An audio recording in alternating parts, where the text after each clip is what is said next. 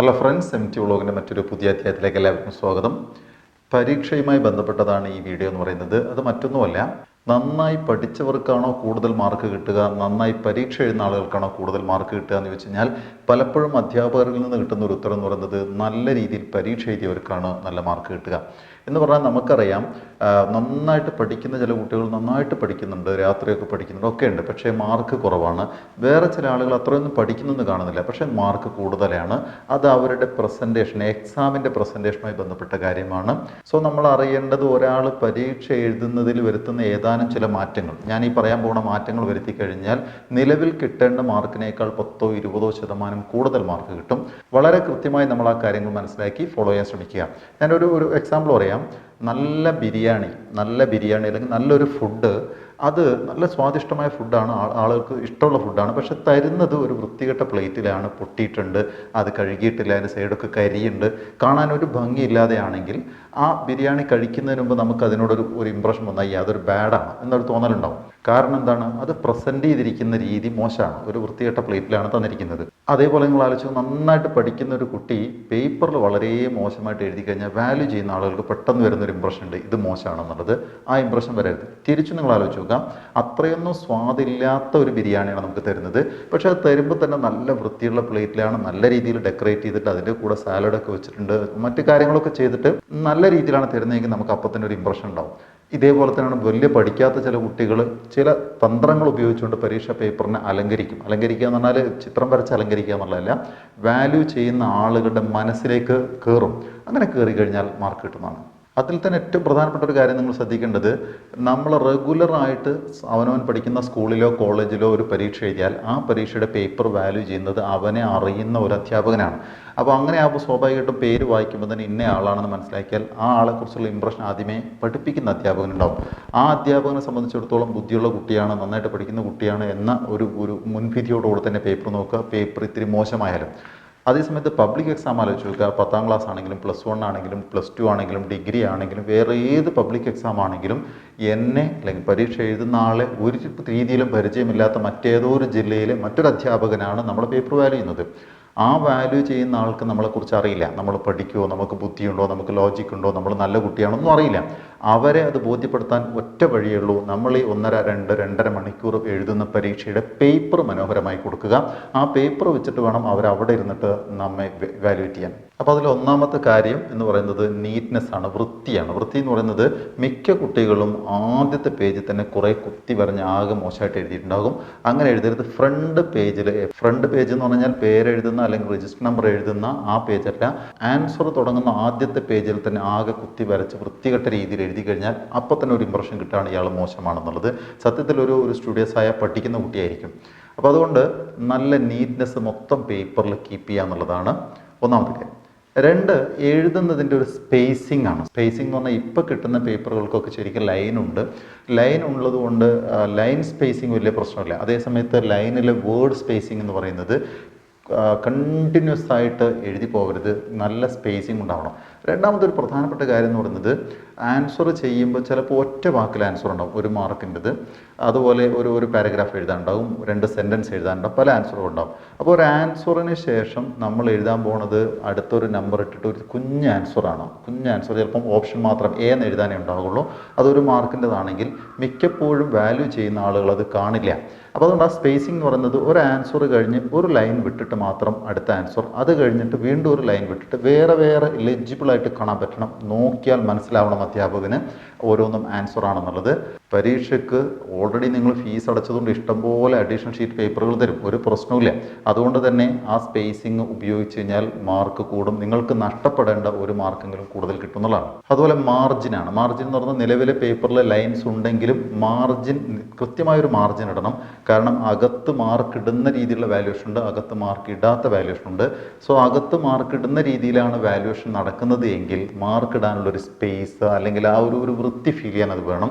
ഞാൻ ആദ്യം പറഞ്ഞ പോലെ ഇഷ്ടംപോലെ പേപ്പർ കിട്ടുന്നത് കൊണ്ട് മാർജിൻ ഒഴിവാക്കേണ്ട കാര്യമില്ല. പിന്നെ ആദ്യമേ ശ്രദ്ധിക്കേണ്ട കാര്യം എന്ന് പറഞ്ഞാൽ ഫ്രണ്ട് പേജ് ഫില്ല് ചെയ്യുമ്പോഴാണ് രജിസ്റ്റർ നമ്പർ ശരിക്കും ബൈഹാർട്ട് ആയിരിക്കണം. ഇനി ബൈഹാർട്ട് ആണെങ്കിൽ പോലും ഹാൾ ടിക്കറ്റ് നോക്കിയിട്ട് വേണം എഴുതാൻ. കാരണം പലപ്പോഴും നമുക്കിപ്പോൾ 6 അക്കമുള്ള അല്ലെങ്കിൽ 7 അക്കമുള്ള രജിസ്റ്റർ നമ്പർ ആണെങ്കിൽ ആദ്യത്തെ 3 അക്കം നമ്മുടെ ഫോൺ നമ്പറിന് സാമ്യമുള്ളതാണെങ്കിൽ ചിലപ്പോഴും കണ്ടിന്യൂസ് ആയിട്ട് ഏതോ ഒരു മൂഡിൽ എഴുതുമ്പോൾ ആ ഫോൺ നമ്പറിൻ്റെ ബാക്കിയാണ് രജിസ്റ്റർ നമ്പറായിട്ട് എഴുതുക. ശ്രദ്ധിക്കില്ല. അങ്ങനെ സംഭവിച്ച കേസുകൾ ഇഷ്ടം പോലെ ഉണ്ട്. അവിടെ ഇൻവിജിലേറ്റർ നോക്കുമായിരിക്കും. അവർക്കും കൂടെ അത് നോക്കാൻ പറ്റിയിട്ടില്ലെങ്കിൽ നമ്മുടെ പരീക്ഷയുമായിട്ട് ബന്ധപ്പെട്ട് കൂടുതൽ കോംപ്ലിക്കേഷൻ ഉണ്ടാകും. അടുത്ത പരീക്ഷനെ അത് ബാധിക്കും. അതുകൊണ്ട് ഹാൾ ടിക്കറ്റ് നോക്കിയിട്ട് തന്നെ എഴുതും. പിന്നെ ഏറ്റവും പ്രധാനപ്പെട്ട കാര്യം, കുട്ടികൾ എപ്പോഴും സംശയം ചോദിക്കുന്ന കാര്യമാണ് എങ്ങനെ ആൻസർ ചെയ്യണം. എങ്ങനെ ആൻസർ ചെയ്യണമെന്ന് വെച്ച് കഴിഞ്ഞാൽ 1 മുതൽ 20 ക്വസ്റ്റ്യൻ ആണെങ്കിൽ 1, 2, 3, 4 അങ്ങനെ എഴുതി പോകണോ, അതോ എനിക്ക് അറിയുന്നത് ആദ്യം എഴുതണോ, അതോ എങ്ങനെ എഴുതണം എന്നുള്ളൊരു ചോദ്യമുണ്ട്. ഒരു സംശയമില്ല, നമുക്ക് പറയാം. കൂൾ ഓഫ് ടൈമിൽ 15 മിനിറ്റ് സമയത്ത് നമുക്ക് തീരുമാനിക്കാം എങ്ങനെ എഴുതണം എന്നുള്ളത്. പരമാവധി ഡിസോർഡർ ഇല്ലാതെ എഴുതുക എന്ന് പറഞ്ഞാൽ നമുക്ക് തോന്നിയ പോലെ എഴുതിയാലൊക്കെ ആളുകൾ വാല്യൂ ആയിരിക്കും. അപ്പോൾ ഞാൻ ആദ്യം തന്നെ 25ാമത്തെ ക്വസ്റ്റ്യൻ എഴുതുന്നു, പിന്നെ 2ാമത്തെ എഴുതുന്നു, പിന്നെ 18 എഴുതുന്നു, പിന്നെ 1 എഴുതുന്നു. അങ്ങനെ എഴുതാതിരിക്കുക. ഏറ്റവും ആപ്റ്റായിട്ട് നന്നായിട്ട് പഠിക്കുന്ന കുട്ടികൾക്ക് എഴുതാൻ പറ്റുന്നത് 1, 2, 3, 4 അങ്ങനെ ഓർഡറിൽ തന്നെ എഴുതുക. അങ്ങനെ ക്രമമായി എഴുതി കഴിഞ്ഞാൽ വാല്യൂ ചെയ്യുന്ന ആളുകൾക്ക് നല്ല ഇമ്പ്രഷൻ ഉണ്ടാകും. ഇനി അതിനകത്ത് നമുക്ക് പല ക്വസ്റ്റ്യനും അറിയില്ല വിചാരിക്കാം. അങ്ങനെയാണെങ്കിൽ പോലും ഒരു ക്രമം സൂക്ഷിക്കുക എന്ന് പറഞ്ഞാൽ 1ാമത്തെ അറിയില്ല, 2ാമത്തെ അറിയാം, 2 കഴിഞ്ഞാൽ പിന്നെ അറിയുന്നത് 5 ആണ്, പിന്നെ അറിയുന്നത് 7 ആണ്, പിന്നെ അറിയുന്നത് 10 ആണ്. അങ്ങനെയാണെങ്കിൽ ആ ഓർഡറിൽ അതിനൊരു ക്രമം ഉണ്ടാവുക എന്നുള്ളതാണ്. സെക്കൻഡ് റൗണ്ടിലേക്ക് വരുമ്പോൾ കുറച്ചുകൂടെ ആൻസർ അറിയില്ല എന്ന് തോന്നുന്ന ക്വസ്റ്റ്യൻസ് വീണ്ടും അതേപോലെ ഓർഡറിൽ എഴുതി പോവുക. അതിനകത്ത് ഓർക്കുക, മുഴുവൻ ക്വസ്റ്റ്യനും അറ്റൻഡ് ചെയ്യാൻ ശ്രമിക്കുന്നത് നല്ലതാണ്. മുഴുവൻ ക്വസ്റ്റ്യനും അറ്റൻഡ് ചെയ്യാൻ ശ്രമിക്കണം. അതിൽ ഓർക്കേണ്ടത് പല രീതിയിലുള്ള പാറ്റേൺ ആണ്. ഇത് ഓരോരുത്തർക്കും ഓരോ പരീക്ഷയാണ്. പാറ്റേൺ എന്ന് പറയുന്നത് മൾട്ടിപ്പിൾ ചോയ്സ് ഉണ്ട്. മൾട്ടിപ്പിൾ ചോയ്സ് എന്ന് പറഞ്ഞാൽ ആദ്യത്തെ 10 ക്വസ്റ്റ്യനിൽ നിന്ന് 7 എഴുതുക എന്നുണ്ടാകും. അപ്പോൾ നമുക്ക് ഈ 10 അറിയാമെങ്കിൽ 10 എഴുതുന്നതിന് കുഴപ്പമൊന്നുമില്ല. അഥവാ ഏതെങ്കിലും ഒരെണ്ണം തെറ്റിപ്പോയിട്ടുണ്ടെങ്കിൽ അത് ശരിയെടുക്കും. പക്ഷേ ടൈം മാനേജ്മെൻറ്റ് അവിടെ ശ്രദ്ധിക്കേണ്ട കാര്യമാണ്. അപ്പോൾ അതുകൊണ്ട് കൃത്യമായിട്ട് ചോയ്സ് നോക്കിയിട്ടാണ് എഴുതേണ്ടത്. ഇപ്പോൾ പരീക്ഷാ പേപ്പറിൽ 4 ഓപ്ഷൻസ് ഉള്ളതെന്നിരിക്കുക. 4 രീതികളാണ്, 4 പാറ്റേൺ ആണ്. ഒന്നാമത്തത് 10 എണ്ണത്തിൽ 7 എഴുതുക, രണ്ടാമത്തതിൽ 7 എണ്ണത്തിൽ 5 എഴുതുക, പിന്നത്തേൽ 4 എണ്ണത്തിൽ 3 എഴുതുക. അപ്പോൾ ഹയർ സെക്കൻഡറിക്ക് അങ്ങനെയാണ് വരുന്നത്. അങ്ങനെ വരികയാണെങ്കിൽ ആദ്യത്തെ 10 എണ്ണത്തിൽ 10 എഴുതാൻ നിന്ന ഒരു പക്ഷേ നമ്മുടെ സമയം പോകും.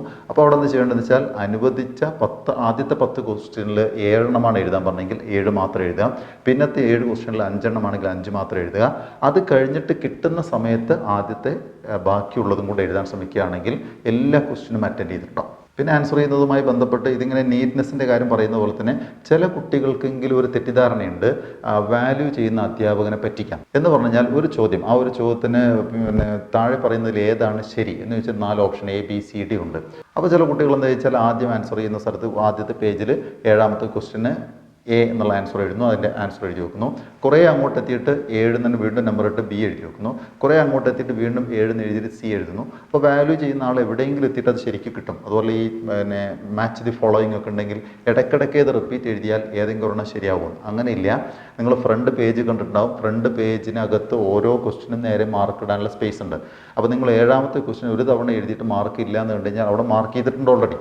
അപ്പോൾ പിന്നെ 2ാമത് എഴുതി നിങ്ങൾക്ക് മാർക്കൊന്നും കിട്ടാൻ പോകുന്നില്ല. അങ്ങനെ ഒരു ചീറ്റിംഗ് മെൻറ്റാലിറ്റിയിൽ ചെയ്യരുത്. ഒരു തവണ ഒരു ആൻസർ എഴുതാൻ പാടുള്ളൂ, ശരിയാണെങ്കിലും തെറ്റാണെങ്കിലും. ഇനി പരീക്ഷയായിട്ട് ബന്ധപ്പെട്ടെന്ന് പറഞ്ഞാൽ ടെൻഷൻ ഫ്രീ ആകാൻ വേണ്ടിയിട്ട് എല്ലാ മെറ്റീരിയലും എടുത്ത് ഓരോ ദിവസവും ഉറപ്പുവരുത്തുക. അത് രക്ഷിതാക്കളും കൂടെ കുട്ടികളെ സഹായിക്കുക. മെറ്റീരിയൽ എന്ന് പറഞ്ഞാൽ പബ്ലിക് എക്സാം എഴുതാൻ ആദ്യമായിട്ട് തുടങ്ങുന്നത് 10ാം ക്ലാസ്സിലാണ്. അങ്ങനെ 10ാം ക്ലാസ് ആണെങ്കിൽ +1 +2 എവിടെയാണെങ്കിലും ഹാൾ ടിക്കറ്റ് മറന്നിട്ടില്ല എന്ന് ഉറപ്പുവരുത്തുക.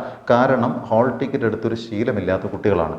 അതുകൊണ്ട് എന്താ കുഴപ്പമെന്ന് വെച്ചാൽ സ്കൂളിലെത്തിയിട്ട് പെട്ടെന്ന് മറ്റേ കുട്ടിയുടെ കയ്യിൽ ഹോൾ ടിക്കറ്റ് കാണുന്നു, അയ്യോ ഞാൻ ഹോൾ ടിക്കറ്റ് എടുത്തില്ല, പെട്ടെന്ന് നെർവസ് ആവും. അങ്ങനെ നെർവസ് ആവുന്ന സമയത്ത് ഏതെങ്കിലും ഒരു സാറോട് ചോദിക്കും, സാറ് ചീത്ത പറയും. അതോടുകൂടെ അന്നത്തെ പരീക്ഷ മൊത്തം കൊളായി കിട്ടും. അപ്പോൾ അതുകൊണ്ട് അങ്ങനെ സംഭവിക്കാതിരിക്കാൻ ഹോൾ ടിക്കറ്റ് കയ്യിൽ കരുതണം.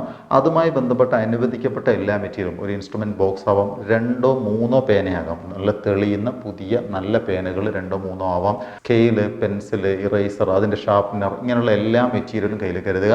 ഹയർ സെക്കൻഡറി ലെവലോ അതിൻ്റെ മുകളിലോ ആണെങ്കിൽ ക്ലാർക്സ് ടേബിൾ എന്ന് പറയുന്ന ടേബിൾ ഉണ്ട്, അനുവദിക്കപ്പെട്ട ടേബിളാണ്. ആ ടേബിൾ കയ്യിൽ കരുതുക. ഇത്രയും കാര്യങ്ങളുമായിട്ടാണ് പരീക്ഷാ ഹാളിലേക്ക് കയറേണ്ടത്. എൻ്റെ കയ്യിൽ പേന എടുക്കാൻ മറന്നുപോയി മറ്റവനോട് ചോദിക്കാമെന്ന് വിചാരിക്കുകയും അവനും അതുപോലെ വിചാരിച്ചു വന്നു കഴിഞ്ഞാൽ പരീക്ഷയുടെ തൊട്ട് മുമ്പതിന് ബുദ്ധിമുട്ടാവും. പിന്നെ നമ്മൾ കൃത്യമായി ടൈം മാനേജ്മെൻ്റ് ആണ്. ടൈം മാനേജ്മെൻറ്റ് എന്ന് പറയുന്നത് നന്നായി പഠിച്ച കുട്ടികളെ സംബന്ധിച്ചിടത്തോളം വാച്ച് കയ്യിൽ കരുതണം. ആ വാച്ചിൽ കൃത്യമായിട്ട് മൊത്തം 60 മാർക്കിൻ്റെ അല്ലെങ്കിൽ 100 മാർക്കിൻ്റെ ക്വസ്റ്റ്യനാണ് എഴുതുന്നത്, 100 മിനിറ്റാണുള്ളത് എന്ന് കരുതാം. അങ്ങനെയാണെങ്കിൽ 100 മാർക്കിന് 100 മിനിറ്റ് എന്ന് പറയുന്നത് 1 മാർക്കിന് 1 മിനിറ്റ് എന്നുള്ള രീതിയിൽ നമുക്ക് അസൈൻ ചെയ്യാം. അപ്പോൾ അതുകൊണ്ട് ആദ്യം ഞാനൊരു 15 മാർക്കിൻ്റെ ക്വസ്റ്റ്യൻ എഴുതുമ്പോഴേക്ക് എൻ്റെ സമയം 15 മിനിറ്റേ കഴിയാൻ പാടുള്ളൂ. 50 മാർക്കിൻ്റെ ക്വസ്റ്റ്യൻ എഴുതുമ്പോഴേക്ക് 50 മിനിറ്റേ കഴിയാൻ പാടുള്ളൂ. അത് 40 35 ആയാലും കുഴപ്പമില്ല. പക്ഷേ 70 മിനിറ്റ് ആയി പോയി കഴിഞ്ഞാൽ ബുദ്ധിമുട്ടാണ്. അതുകൊണ്ട് ആ രീതിയിലുള്ള ഒരു ടൈം മാനേജ്മെൻറ്റ് നല്ലതാണ്. അവസാനത്തെ 5 മിനിറ്റ് മുമ്പെങ്കിലും ഫുൾ ഫിനിഷ് ചെയ്യാൻ പറ്റുക. എന്നിട്ട് ആദ്യം മുതൽ പിന്നെ ഓർഡറിൽ കുറേ അഡീഷൻ ഷീറ്റൊക്കെ വാങ്ങിച്ചിട്ടുണ്ടെങ്കിൽ എല്ലാം ഓർഡറിലാണോ നോക്കുക, എവിടെയെങ്കിലും തെറ്റുണ്ടോ എന്ന് ഓടിച്ച് നോക്കുക. അതിനൊക്കെ സമയമെടുക്കാം. പെൻ ഡൗൺ പറയുന്ന അല്ലെങ്കിൽ ലാസ്റ്റ് ബെല്ലടിച്ചതിന് ശേഷം പിന്നെ എഴുതുന്നത് അധ്യാപകർക്കോ ഇൻവിജിലേറ്റർക്കോ ആർക്കും ഇഷ്ടമല്ല. അത് നമ്മൾ ചെയ്യാതിരിക്കുക. അതിന് മുമ്പ് തന്നെ എല്ലാം തുന്നിക്കെട്ടി കൃത്യമാവണം. ആ നൂല് ഉപയോഗിച്ച് കെട്ടുന്നത് പോലെ ശ്രദ്ധിക്കുക. ടൈറ്റായിട്ട് കെട്ടി കീറിപ്പോകുന്ന രീതിയിലല്ലേ കെട്ടേണ്ടത്. ആ നൂല് ലൂസായിട്ട് അവിടെ നിൽക്കണം, എന്നാൽ കെട്ട് ടൈറ്റ് ആയിരിക്കണം. മനസ്സിലായി ഞാൻ വിചാരിക്കുന്നു. നൂല് കൃത്യമായിട്ട് റൗണ്ടിൽ അവിടെ ഉണ്ടാവുക. പക്ഷെ നൂലിൽ ഉണ്ടാക്കിയ കെട്ട് 2 3 തവണ കെട്ടി ടൈറ്റാക്കി വെക്കാം. പക്ഷേ ലൂസായിട്ട് കെട്ടണം മാത്രം. ഇനി പരീക്ഷ ഹാളിലല്ലാതെ നമ്മൾ ശ്രദ്ധിക്കേണ്ട കാര്യം പലപ്പോഴും പറഞ്ഞതാണ്, തലേ ദിവസം ലാവിഷായിട്ട് ഉറങ്ങുക. എത്രയാണോ പഠിച്ചത് അതൊക്കെ മതി. സാധാരണ ഉറങ്ങുന്ന 9 മണിക്കാണെങ്കിൽ 10 മണിക്കാണെങ്കിൽ 11 മണിക്കാണെങ്കിൽ ആ ടൈമിൽ ഉറങ്ങിയേക്കുക. അയ്യോ നാളെ പരീക്ഷയാണെന്നുകൊണ്ട് കുറേ സമയം പഠിക്കുന്നുണ്ട്, ഒരു കാര്യവുമില്ല. പരീക്ഷ ഹാളിൽ ബുദ്ധിമുട്ടായിരിക്കും. അതുപോലെ രാവിലെ എഴുന്നേൽക്കുന്നത് സാധാരണ എപ്പോഴാണോ ആ സമയത്തോ അല്ലെങ്കിൽ ഒരു അരമണിക്കൂർ മുമ്പൊക്കെ എഴുന്നേക്കാം. പരീക്ഷയാണെന്ന് പറഞ്ഞ് വളരെ നേരത്തെ എഴുന്നേറ്റിട്ട് വലിയ മെച്ചമൊന്നും ഉണ്ടാവില്ല എന്നുള്ളതാണ്. പരീക്ഷയുടെ തലേദിവസം ശരിക്കും ഉറങ്ങുകയാണ് വേണ്ടത്. ഡീപ്പ് സ്ലീപ്പ് കിട്ടിക്കഴിഞ്ഞാലാണ് നേരത്തെ പഠിച്ചതൊക്കെ റീകോൾ ചെയ്തെടുക്കാൻ പറ്റുക എന്നുള്ളതാണ് സയൻസ് പറയുന്നത്. അതേസമയത്ത് പരീക്ഷയുടെ തലേ ദിവസം നല്ല ഫുഡ് കഴിക്കാം. അന്ന് രാവിലെ നല്ല ഫുഡ് കഴിക്കാം. പരീക്ഷയ്ക്ക് പോകുമ്പോൾ ഒരു ടെൻഷനോ അങ്ങനെ എന്തെങ്കിലും ഉണ്ടെങ്കിൽ കൂടുതൽ എനർജി, കൂടുതൽ കലോറി, ഊർജ്ജം ഉപയോഗിക്കപ്പെടുന്നതുകൊണ്ട് നല്ല കലോറിഫിക് വാല്യൂ ഉള്ള ഭക്ഷണങ്ങളൊക്കെ കഴിച്ചിട്ട് വേണം നമ്മൾ പരീക്ഷയ്ക്ക് പോകാൻ. പിന്നെ എപ്പോഴും ശ്രദ്ധിക്കേണ്ട ഒരു കാര്യം, പരീക്ഷ എഴുതുമ്പോൾ ശ്രദ്ധിക്കേണ്ട ഒരു കാര്യം എന്ന് പറയുന്നത്, അധ്യാപകരാരും തന്നെ കുട്ടികളെ തോൽപ്പിക്കാം എന്നുള്ള രീതിയിൽ പേപ്പർ വാല്യൂ ചെയ്യില്ല. അപ്പോൾ ഒരുമാതിരി കുട്ടിയെക്കുറിച്ച് ഇമ്പ്രഷനുള്ള, പഠിച്ചിട്ടുണ്ടെന്ന് തോന്നുന്ന കുട്ടിക്ക് മാർക്ക് ഇടാനാണ് ശ്രമിക്കുക. അപ്പോൾ അതിൽ നമുക്ക് വരുന്നൊരു അബദ്ധം എന്ന് പറയുന്നത്, തീരെ അറിയാത്ത 2 ക്വസ്റ്റ്യൻ വിചാരിക്കുക. അങ്ങനെയാണെങ്കിൽ പല കുട്ടികളും ചെയ്യുന്ന ആ ക്വസ്റ്റ്യൻ തന്നെ തലതിരിച്ച് എഴുതുക, ക്വസ്റ്റ്യൻ തന്നെ റിപ്പീറ്റ് എഴുതുക, അങ്ങനെ ചെയ്യുന്നുണ്ട്. അതൊരിക്കലും ചെയ്യാൻ പാടില്ല. ഇനി നിവൃത്തിയില്ലെങ്കിൽ നിങ്ങൾക്ക് ചെയ്യാവുന്ന ഒരു കാര്യം എന്ന് പറയുന്നത്, ആ ചോദ്യത്തിന് ആൻസറേ അറിയില്ല, പക്ഷേ ആ ചോദ്യവുമായിട്ട് റിലേറ്റ് ചെയ്ത വളരെ ഡീറ്റെയിൽ ആയിട്ട് നിങ്ങൾക്കൊരു ആൻസർ അറിയെങ്കിൽ വെറുതെ അത് എഴുതി വെക്കാം. അതിന് മാർക്കൊന്നും കിട്ടാൻ പോണില്ല. പക്ഷേ എങ്ങാനും ഒരു അരമാർക്ക് ആകെ ടോട്ടലിന് കുറവുള്ളൂ എങ്കിൽ ചിലപ്പോൾ കിട്ടിയെന്ന് വന്നേക്കാം. സാധാരണ ഇതിൽ കൃത്യമായിട്ട് വാല്യൂ പോയിന്റ് ഉണ്ടാവും അധ്യാപകരുടെ കയ്യിൽ. ആ വാല്യൂ പോയിന്റ് ഇല്ലെങ്കിൽ മാർക്ക് തരില്ല. എങ്കിൽ പോലും നിങ്ങളെക്കുറിച്ചുള്ളൊരു ഇമ്പ്രഷൻ കിട്ടാൻ 20 ചോദ്യത്തിൽ 18 എണ്ണവും കറക്റ്റായിട്ട് എഴുതി, 2 എണ്ണം മാത്രം കിട്ടുന്നില്ലെങ്കിൽ ആ 2 എണ്ണത്തിന് പകരം അതുമായി റിലേറ്റ് ചെയ്ത ഡീറ്റെയിൽ ആയിട്ട് നിങ്ങൾക്ക് അറിയുന്ന ഒരു ചോദ്യത്തിന് ഉത്തരം എഴുതുന്നതിന് കുഴപ്പമില്ല. എന്തായാലും ഞാൻ ഈ പറഞ്ഞതുപോലെ പരീക്ഷയെ വളരെ ശാസ്ത്രീയമായിട്ട് നിങ്ങൾ അപ്രോച്ച് ചെയ്ത് കഴിഞ്ഞാൽ ഉറപ്പാണ് നിങ്ങൾ ഉദ്ദേശിക്കുന്നതിനേക്കാൾ കൂടുതൽ 10-20% മാർക്ക് കിട്ടും. വലിയ പഠിപ്പില്ലാതെ തന്നെ മാർക്ക് കിട്ടാൻ പോകുന്ന ഒരു വഴി എന്ന് പറയുന്നത് പരീക്ഷയെ നല്ല രീതിയിൽ അപ്രോച്ച് ചെയ്യലാണ്. എന്തായാലും ഇങ്ങനെ പരീക്ഷയുമായി ബന്ധപ്പെട്ട, പഠനവുമായി ബന്ധപ്പെട്ട, മെമ്മറിയുമായി ബന്ധപ്പെട്ട ഒരുപാട് വീഡിയോകൾ ഞാൻ ചെയ്തിട്ടുണ്ട്. ഈ ചാനലുണ്ട്. ചാനൽ സബ്സ്ക്രൈബ് ചെയ്യാത്തവർ സബ്സ്ക്രൈബ് ചെയ്യുക. ഇനി അങ്ങനെയുള്ള വീഡിയോകൾ, നേരത്തെ ചെയ്ത വീഡിയോകൾ ആവശ്യമുണ്ടെങ്കിൽ MT വ്ലോഗ് എന്ന് പറഞ്ഞിട്ട് ഒരു ചെറിയ ആൻഡ്രോയിഡ് ആപ്പ് ഉണ്ട് പ്ലേ സ്റ്റോറിൽ. അത് ഡൗൺലോഡ് ചെയ്യാവുന്നതാണ്. അതിൽ നിങ്ങൾക്ക് എന്നോട് ഡൗട്ട് ക്ലിയർ ചെയ്യാവുന്നതാണ്. എന്തായാലും മറ്റൊരു വീഡിയോയിൽ വീണ്ടും കാണാം. അതുവരേക്കും നിർത്തുന്നു. സ്നേഹപൂർവ്വം ഞാൻ മുജീബ്, MT വ്ലോഗ്.